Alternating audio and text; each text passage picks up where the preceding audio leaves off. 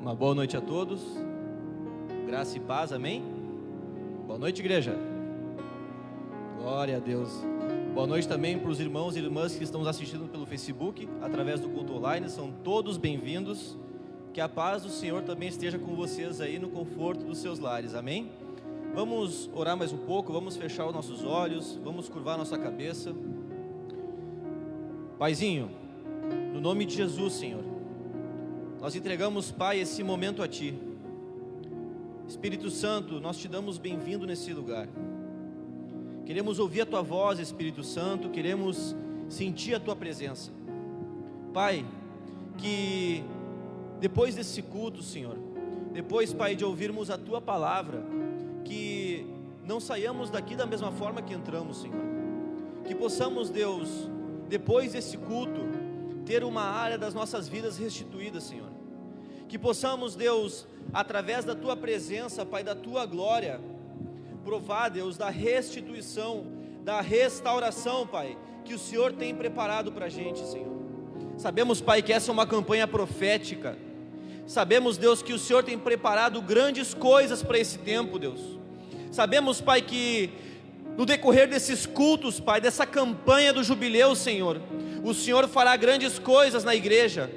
O Senhor fará grandes coisas no Teu povo, Senhor. Por isso, Deus, nós nos rendemos a Ti. Nos rendemos, Pai, à Tua presença. Nos rendemos à Tua glória. Nós nos rendemos ao Teu poder. E pedimos, Espírito Santo, que a Tua presença encha esse lugar. Que a Tua presença toque nos corações de cada um que está aqui. Que essa noite, Pai, haja restauração, haja restituição, Senhor. Começa a restituir e restaurar a vida de cada irmão que está aqui. Profetizamos, Deus, que ouviremos e veremos grandes testemunhos para a honra e glória do Teu nome, Pai. Vem com a Tua presença, Senhor. Revela, Pai, a Tua palavra a nós. Traz, Deus, ensinamentos, nos dá direções essa noite. E Espírito Santo, toma totalmente o controle dessa palavra. Que seja a Tua voz falando, Senhor. Que não seja a voz de um homem, mas que seja a Tua voz, Deus. Ministra, Deus. Ministra a mim, ministra a igreja, Senhor. Que possamos, Pai, ser edificados pelo Teu Espírito. Chore cantarabassore cantarabacê. Vem, Espírito Santo. Manifesta a Tua presença nesse lugar. Manifesta a Tua glória aqui, Pai. Transforma as nossas vidas, Senhor. No nome de Jesus Cristo. Amém? A igreja pode sentar. Estamos na campanha do jubileu. Uma campanha de restauração. Uma campanha de restituição para as nossas vidas. Já estamos ouvindo testemunhos do que Deus está restaurando na vida dos irmãos. E creio que isso é só o começo, porque nós estamos no segundo culto da campanha. Então Deus tem grandes coisas para fazer durante esses cultos, amém? Nós queremos que cada noite dessa campanha vai restaurar uma área das nossas vidas. Nós queremos que cada culto, Deus vai restituir algo na gente. Mas nós precisamos nos render à Sua presença. Nós precisamos deixar que Deus opere, que o Espírito Santo tenha liberdade. Aí sim, Deus vai restaurar, vai restituir a tua família, os teus negócios, o teu ministério, o teu chamado, o teu propósito. Precisamos deixar Deus agir, irmãos. Amém? E hoje eu quero falar sobre a restauração do propósito. Essa palavra se confirmou na abertura da irmã, onde ela falou sobre o propósito de Jesus. E eu creio que propósito é algo muito importante no reino, porque é uma missão que Deus dá para cada um. E se Deus dá essa missão para cada um, significa que Ele quer usar essa pessoa de algum jeito ou de alguma forma. Só que muitas vezes no decorrer do tempo, na caminhada, existem fatores, existem pessoas, existem situações que vão fazendo com que isso morra na gente. Até mesmo a gente faz para a gente mesmo. Nós tomamos atitudes, nós deixamos que o medo, que a dúvida tome conta do coração da gente. E o nosso propósito, ele vai perdendo forças na nossa vida. Mas eu creio que na noite de hoje, Deus, ele vai restaurar o propósito que Deus tem para a tua vida. Eu creio que nessa noite, Deus também vai restaurar a identidade que você tem perante Ele. Amém? Eu te convido a abrir a tua Bíblia no livro de 2 Samuel, no capítulo 11. Nós vamos ler do versículo 1 ao 4.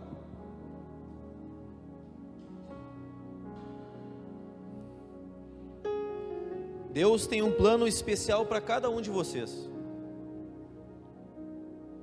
Deus tem um propósito para cada um que está aqui essa noite e para você também que está em casa.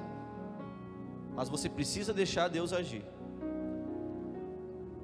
2 Samuel capítulo 11, versículo 1 ao 4. Todos acharam, amém? A palavra diz assim: decorrido um ano, no tempo em que os reis costumavam sair para a guerra, enviou Davi a Joabe e seus servos com ele e a todo Israel, que destruíram os filhos de Amon e sitiaram em Rabá. Porém Davi ficou em Jerusalém. Vou fazer uma pausa aqui.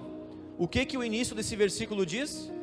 Que os reis deveriam estar na guerra, junto com o povo, e Davi ficou em casa. Continuando: uma tarde levantou-se Davi do seu leito e andava passeando no terraço da casa real. Daí viu uma mulher que estava tomando banho. Era ela muito formosa. Davi mandou perguntar quem era. Disseram-lhe: é Batseba, filha de Eliã e mulher de Urias, o heteu. Então enviou Davi mensageiros que a trouxessem. Ela veio e ele se deitou com ela. Tendo-se ela purificado da sua imundícia, voltou para sua casa. Até aí.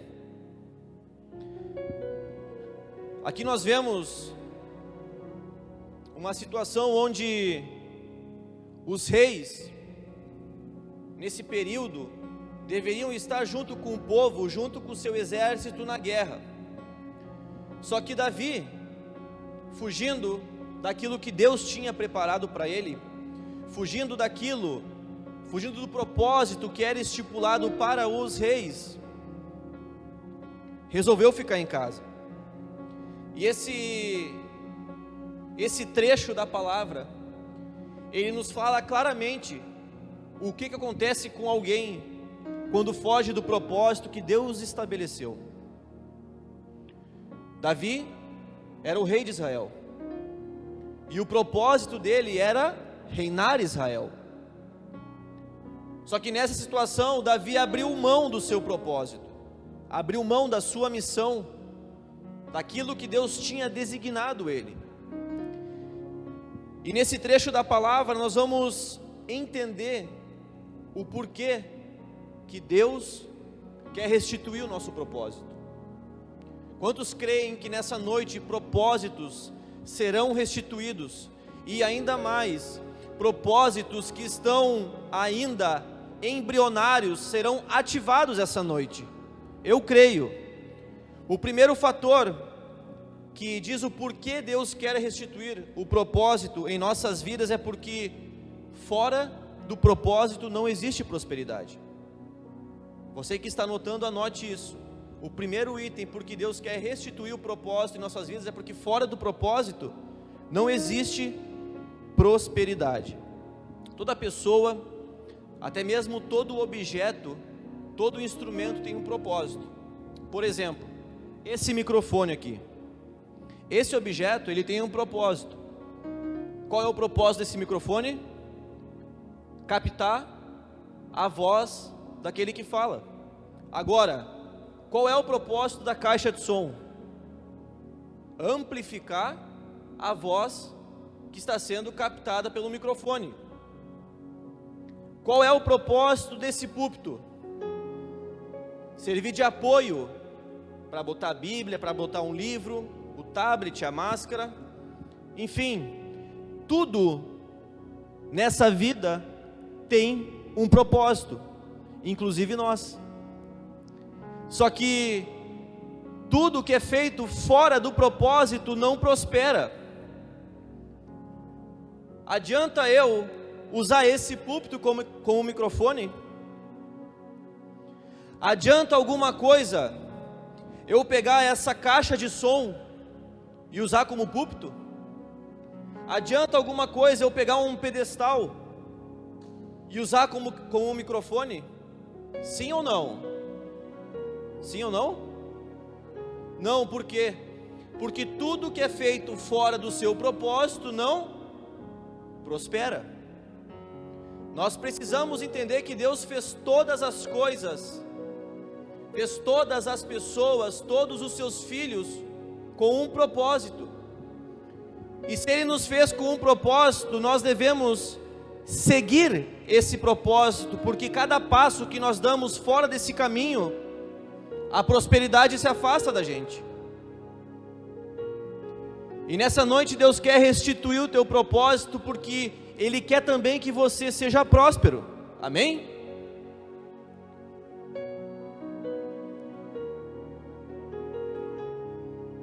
Assim como as pessoas têm propósito, e nós devemos ser fiel àquilo que Deus designou. Deus, Ele tem grandes planos para a igreja, para o seu povo, através do nosso propósito. Não adianta nada eu pegar esse microfone, pegar o violão e começar a cantar para vocês, porque não vai ser nada agradável. A minha voz para o louvor não é boa, eu não sei tocar violão. Vai adiantar alguma coisa eu fazer isso? Óbvio que não, porque o meu propósito é esse, é a palavra, e não ministrar louvor. O que acontece muitas vezes é que nós não prosperamos, porque nós queremos assumir propósitos que não são os nossos. Muitas vezes nós achamos legal alguma coisa que o irmão faz e tudo mais, e nós queremos aquilo para nós, só que quem sabe a forma como vai nos usar é Deus, e não a gente.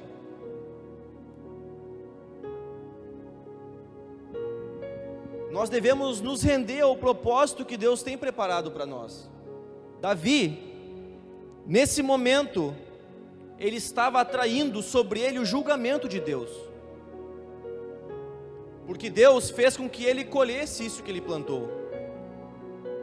Tudo isso por causa de uma atitude. Davi estava descumprindo o propósito que Deus tinha para ele.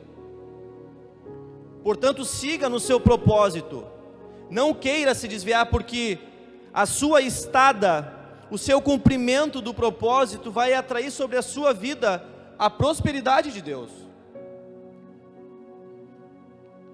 O outro fator pelo qual Deus quer restituir o nosso propósito é porque fora do propósito nós temos atitudes que não agradam a Deus. Quando nós esquecemos o nosso propósito de vida, nós começamos a ter atitudes que não estavam planejadas por Deus. Em 2 Samuel, no capítulo 11, versículo 14 e 15, diz assim: Pela manhã, Davi escreveu uma carta a Joabe e lhe mandou por mão de Urias.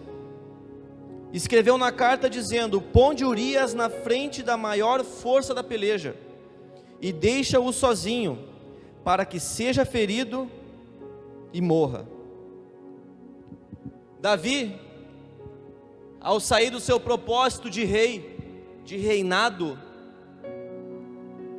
além de se deitar com uma mulher que já era casada, ele ainda planejou a morte desse homem, de Urias. Ele chegou para Joabe, que era o comandante do exército, e disse: Joabe, pega Urias e coloca na frente do pelotão, do batalhão, para que, se alguém vier a morrer, seja ele o primeiro. Davi planejou a morte de um homem, porque estava fora do seu propósito. A pergunta que eu te faço é: Se Davi estivesse no lugar que Deus tinha falado para ele estar, ele teria deitado com Batseba? Sim ou não? Se Davi estivesse cumprindo o seu propósito na guerra junto com o seu exército, Davi teria mandado matar Urias? Nesse trecho nós percebemos que quando estamos fora do propósito de Deus, um abismo começa a chamar outro abismo. Começa a ter um efeito bola de neve, porque quando não estamos no propósito, não estamos na vontade de Deus. Quando nós fugimos do propósito de Deus, nós saímos de algo chamado centro da vontade divina. E quando você sai do centro da vontade de Deus, começam as distrações, começam as atitudes que não deveriam ser tomadas.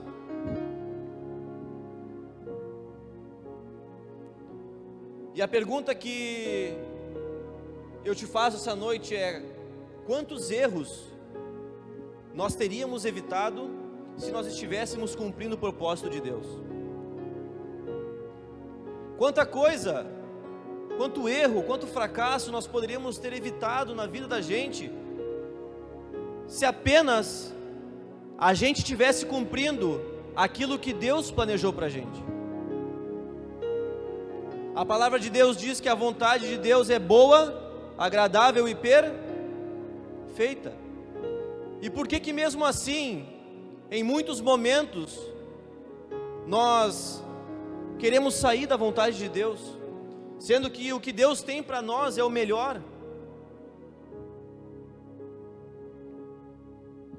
Quando eu fujo do propósito, eu abro brechas para distrações.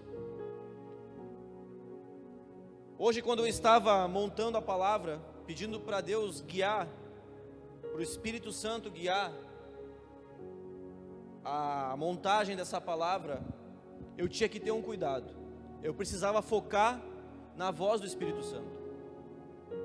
Se eu não focasse naquilo que o Espírito Santo tinha para me falar, eu ia perder totalmente essa mensagem.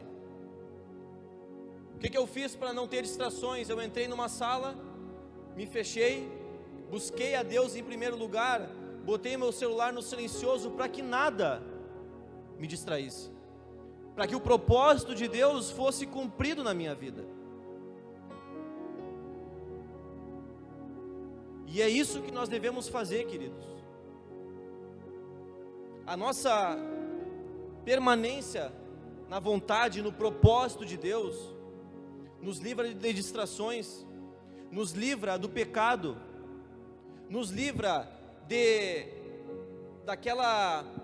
quando caímos, nos livra das ciladas do diabo. Mas precisamos cumprir o propósito de Deus.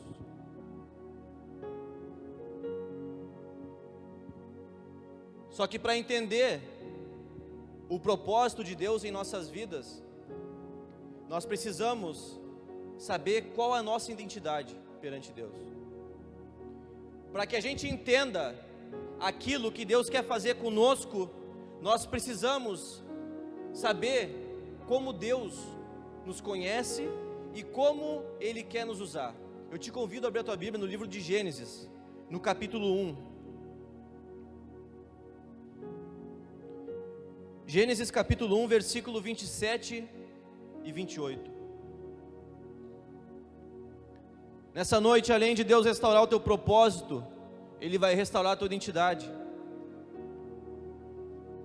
Gênesis 1, 27 e 28 diz assim: E criou Deus o homem à sua imagem, a imagem Deus o criou, macho e fêmea os criou.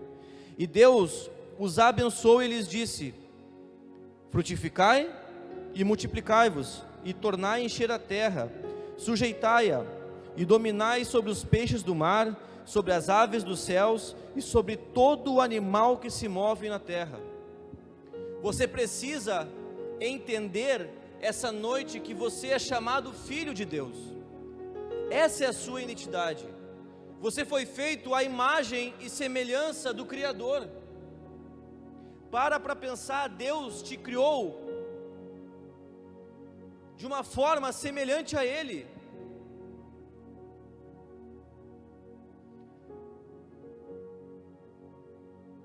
Muitas vezes nos deixamos abalar por algumas adversidades, por coisas que vêm nos impedir de avançarmos em alguns pontos da nossa vida.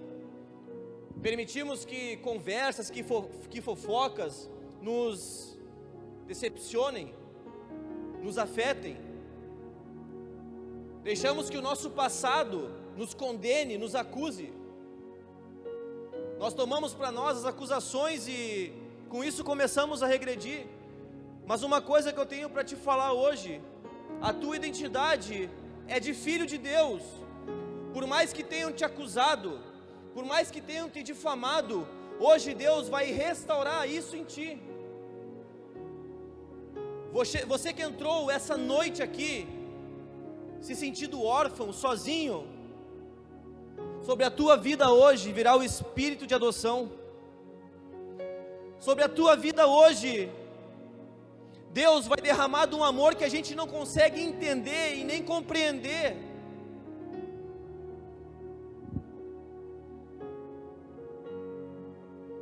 Mas Lucas, tu não sabe o que eu estou passando, tu não sabe o que eu estou vivendo, tu não tem noção da situação que eu estou. Eu te digo uma coisa: essa noite, tu não vai sair daqui da mesma forma que tu entrou, porque o Espírito Santo está nesse lugar. E a palavra de Deus diz que o Espírito Santo é como um fogo consumidor, e tudo aquilo que tem te colocado para baixo, tudo aquilo que tem te prendido, que tem te travado, vai sair. Deus vai derramar restauração sobre a sua vida nessa noite. Deus vai restituir o propósito, o sonho que Ele tinha para ti. Deus tem um sonho para cada um de vocês. E a gente muitas vezes deixa esse sonho morrer. Mas hoje Deus vai restaurar. Hoje Deus restaura a tua identidade também. Eu convido o grupo de louvor para ir subindo. Entenda uma coisa, querido: até mesmo um leão, quando tem uma vida longe do seu propósito, não tem atitudes de um leão. O leão é o rei da selva, mas se o leão não é formado e educado no seu habitat, ele perde esse instinto de rei, esse instinto de dominador. Eu vou te dar um exemplo. Quantos aqui já viram o filme do Rei Leão? Quantos aqui já viram o filme do Rei Leão? Lembram da história? Simba, num determinado episódio, ele vê o seu pai, Mufasa, morrer atropelado por uma manada de gnus. Ele viu o seu pai morrer. E o seu tio, eu acho que é Ascar o nome dele, o acusa por ele ter sido responsável pela morte do pai. E aquilo faz com que Simba se desvie do propósito dele, porque ele fugiu.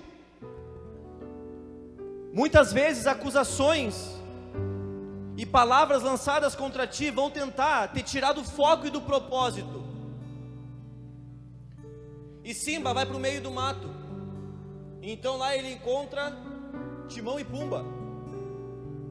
E pelo fato de eles terem medo de um leão, porque eles sabiam do que o leão era capaz, eles começam a educá-lo com base na vida que eles tinham. E ali eles desvirtuam totalmente o propósito de um leão, porque ele começa a comer larvas, insetos, ensinam o tal de Hakuna Matata para ele. E Simba começa a ter uma vida que não é a vida que um leão deveria ter. Só que certo tempo da vida de Simba aparece um macaco com um cajado na mão. É isso, né? E ele tenta falar para Simba: você é um leão, tu é rei da selva. Só que o fato de Simba ter se desviado do seu propósito faz com que ele não creia nisso. Até que chega um ponto em que aquele macaco pega e dá uma cajadada na cabeça dele. E ali então ele ruge.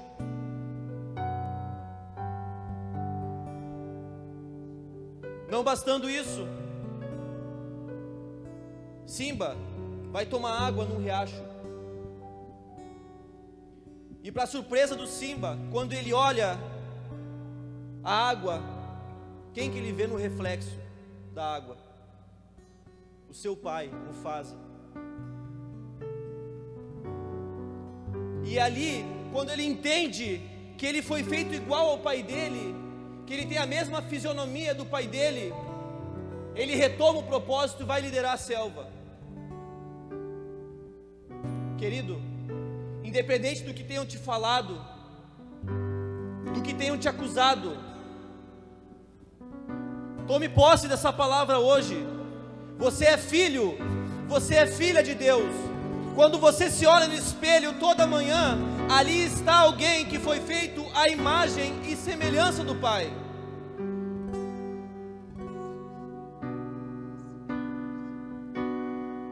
Independente do que tenham feito para ti, você é filho do Criador.